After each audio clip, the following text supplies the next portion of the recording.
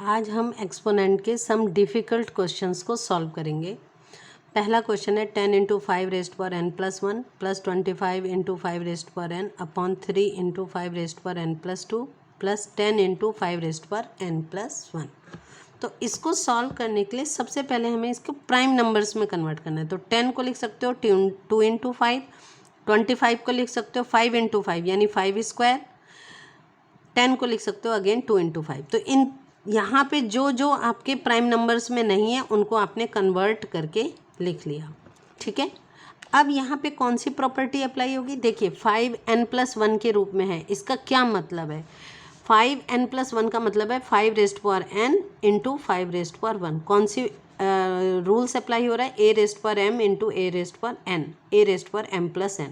इसी तरह से 5 रेस्ट पर n प्लस 2 का क्या मतलब है, 5 rest power n into 5 rest पर 2, ठीक है। तो n प्लस 2। तो अब यही चीज़ यहाँ पे करेंगे। यहाँ पे एक और 5 है और मल्टीप्लाई का साइन है, इसमें अगर अब n इंटू 1 है और एक और 1 कर दोगे तो n प्लस 1 यानी n प्लस 2 में बदल जाएगा। तो नेक्स्ट स्टेप में हम लिखेंगे 2 into 5 rest power n plus 2। यहाँ पे 2 है और ये इंटू में है 5 रेस्ट पर n, तो ये हो जाएगा n प्लस 2। सिमिलरली नीचे ये एज इट इज़ रहेगा। अब इसको कन्वर्ट करो क्योंकि यहाँ पे 2 इंटू 5 हो चुका है, तो ये 5 आपने इसमें ऐड कर दिया तो ये हो गया 5 रेस्ट पर n प्लस 2, ठीक है। तो ये हो गया plus 2 into 5 rest power n plus 2। अब इसमें देखिए यहाँ पर भी n प्लस 2 है, यहाँ पर भी n प्लस 2 है 5 रेस्ट पर, यहाँ पे भी और यहाँ पे भी। तो इन्हें आप सबसे पहले ऊपर वाले पे फोकस करिए, ठीक है, इस पर फोकस करिए। तो ये प्लस टर्म से जुड़ा हुआ है, तो ये दो टर्म है और दोनों टर्म में 5 रेस्ट पर n प्लस 2 है, तो इसे कॉमन ले लीजिए। हमने कॉमन ले लिया, अंदर क्या बचा, यहाँ बचा ओनली 2 और यहाँ पर कुछ नहीं बचा। जब कुछ नहीं बचता है तो उसका मतलब 1 बचता है। जैसे 5 और को डिवाइड करोगे 5 तो 5 1 जा 5 होता है, तो 1 क्या बचा, जब दोनों ही कैंसिल कर दिया तो क्या बचता है, 1 बचता है। इन अ सिमिलर वे यहाँ पर बचेगा 1 क्योंकि ये पूरा कॉमन ले लिया।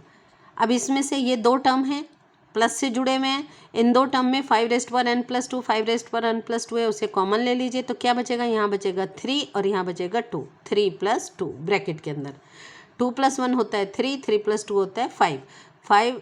ये 5 रेस्ट पर n प्लस 2 और 5 rest power n plus 2 cancel हो जाएगा। क्यों कैंसिल हुआ, कुछ बच्चे यहीं पर कैंसिल कर देते हैं तो गलत हो जाता है। क्यों यहाँ पर कैंसिल नहीं हो सकता, क्योंकि ये प्लस से आपस में जुड़े हुए हैं। जब प्लस से जुड़े हुए होते हैं या माइनस से जुड़े होते हैं तो वो दो अलग अलग टर्म हो जाते हैं, फिर वो सॉल्व नहीं होते। ये एक ही टर्म कहलाता है क्योंकि ये मल्टीप्लाई से जुड़ा हुआ है। जब वो मल्टीप्लाई से जुड़ा होता है तब वो एक टर्म कहलाता है और तब वो आपस में कैंसिल हो सकता है, तब ऊपर नीचे आप कैंसिल कर सकते हैं। यहाँ पर भी कोई साइन नहीं है तो इसका मतलब मल्टीप्लाई है, यहाँ पर भी कोई साइन नहीं है तो इसका मतलब मल्टीप्लाई है। तो आप ये कैंसिल कर दीजिए और क्या बचा आपका 3/5, यही आपका आंसर है। नेक्स्ट क्वेश्चन,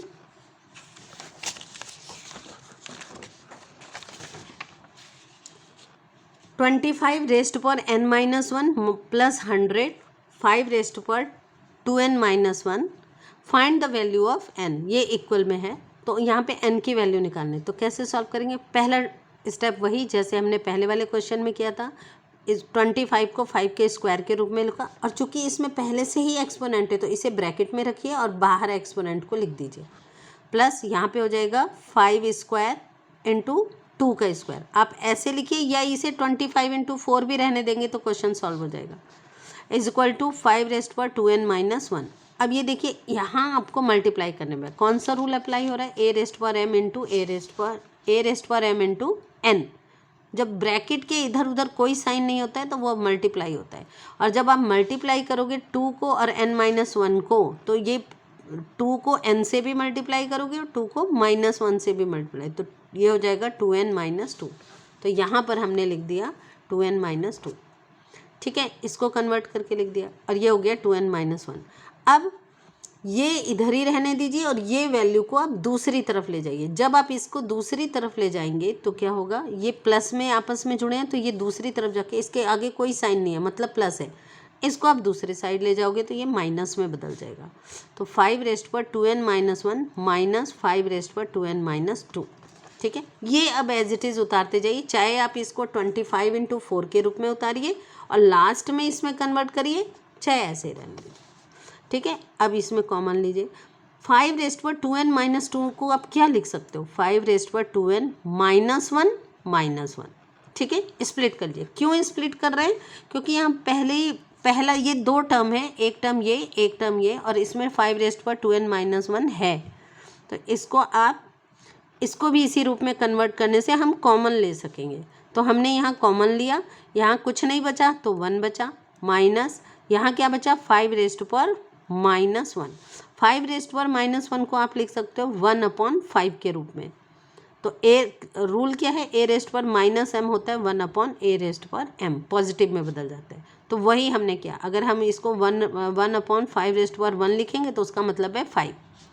अब यहाँ पर 1 माइनस 1/5 मिला, तो एलसीएम लीजिए, एलसीएम मेथड लगेगा, अपॉन 1 करिए, एलसीएम लीजिए, 1 5 जा 5 5 और 5 1 जा 5, तो 1 × 1 1, 5 माइनस 1, ठीक है। सिंपल एलसीएम मेथड है जो आप पहले भी सीख चुके हो। तो ये कन्वर्ट हो जाएगा आपका 4/5 में। अब देखिए यहाँ पर है आपका 5 रेस्ट पर 2 × 2 रेस्ट पर 2 इक्वल टू 5 रेस्ट पर 2n माइनस 1 × 4/5। इसमें कोई n है नहीं, इसको आप इधर न्यूमेरिकल वैल्यू इधर ही आप इसे शिफ्ट कर दीजिए। तो देखिए यहाँ पे चूँकि 4/5 है तो कैंसिल करना आसान होगा, अगर आपका 25/4 के रूप में लिखा है तो हमने इसको वापस कन्वर्ट करके 25/4 में लिख दिया, ठीक है। नहीं भी करेंगे तो ये सॉल्व हो जाएगा। कैसे सॉल्व होगा, देखिए 5 रेस्ट पर 2 × 2 रेस्ट पर 2 है, इसको आप इस साइड लाए तो ये किस में बदल जाएगा, डिवाइडेड में है तो मल्टीप्लाई में चला जाएगा, और मल्टीप्लाई में है तो डिवाइडेड में चला जाएगा। अब ये 2 स्क्वायर मतलब 4, 4 से 4 कैंसिल, क्या बचा 5 स्क्वायर × 5, 2 + 1 3, 5 रेस्ट पर 3, और ये हो जाएगा 5 2n माइनस 1, जो ये रहा, ठीक है। लेकिन अगर आपने यहाँ पे 25 × 4 लिखा और फिर इसको लाए तो सेम, डिवाइड में है तो मल्टीप्लाई में 5 ऊपर चला गया, और 4 मल्टीप्लाई में तो वो नीचे आ गया डिवाइड में, 4 से 4 कैंसिल, ये बना आपका 25 × 5 125, 125 इक्वल टू 5 2n माइनस 1। 125 को आप 5 रेस्ट पर 3 में लिख सकते हो, और ये हो जाएगा 5 रेस्ट पर 3 इक्वल टू 5 2n माइनस 1। तो दोनों वैल्यू देखिए सेम मिलेगी, तो कोई फ़र्क नहीं पड़ता आप क्या लिखते हो, ठीक है। नाउ इसके बाद आपको क्या करना है उस पर आप ध्यान दीजिए। यही क्वेश्चन कुछ बच्चों का अटक जाता है, आगे नहीं समझ पाते।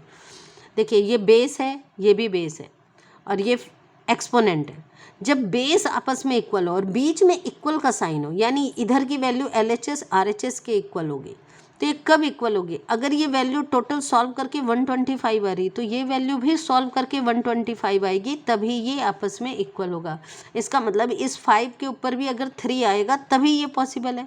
इसका मतलब ये 2n माइनस 1 किसके इक्वल है, 3 के इक्वल। तो आप कैसे लिखोगे, on comparing both side, base same है और ये आपस में इक्वेशन इक्वल है, इसलिए एक्सपोनेंट आपस में इक्वल होगा। तो on comparing both side 2n minus 1 equal to 3, solve कर दीजिए, -1 उधर जाएगा +1 में बदल जाएगा, 2n इक्वल टू 4, तो n इक्वल टू 4/2 कैंसिल होके 2 आ जाएगी, ठीक है। तो इस तरह से n की वैल्यू आ जाएगी। नेक्स्ट क्वेश्चन, 16 × 2n + 1 -4 × रेस्ट पर 2n, 16 × 2n + 2, 2 rest power n + 2 -2 × 2 rest power n + 2। कैसे सॉल्व करेंगे, सेम मेथड। इसको आप किस में कन्वर्ट करेंगे, सबसे पहले एक्सपोनेंट में, तो 16 हो जाएगा 2 रेस्ट पर 4, ठीक है, 4 हो जाएगा 2 रेस्ट पर 2, 16 2 रेस्ट पर 4, और ये तो ऑलरेडी है। तो अब ये स्टेप, पहला स्टेप लिख दिया। अब नेक्स्ट स्टेप में इसे एक्सपोनेंट वो रूल अप्लाई कर दीजिए, a raised power m into a raised power n equal to a raised power m + n, ये वाला रूल अप्लाई कर दीजिए।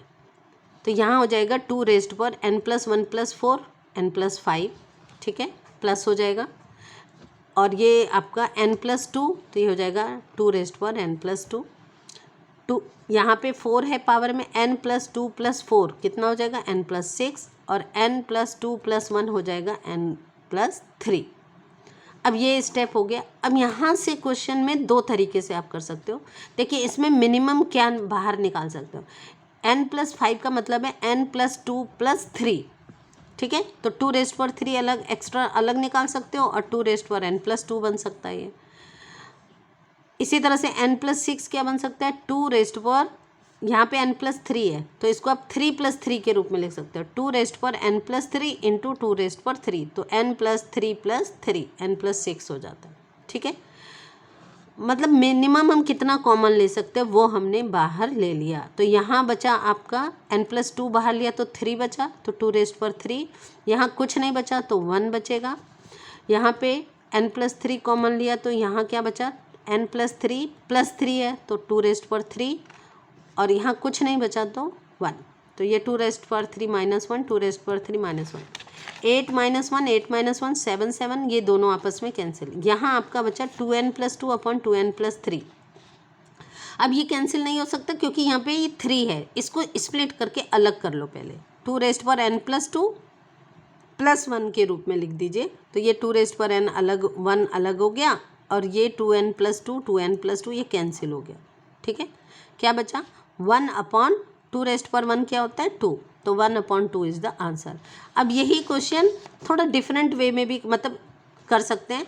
अगर हम कितना मिनिमम है उस पर ध्यान न देखें, हम यहाँ देखें कि इन दोनों में कौन सा मिनिमम है, n+2, और यहाँ मिल रहा है आपको n+3, तो n+2 मिनिमम है ना, तो मिनिमम वाला नीचे से भी निकाल लीजिए।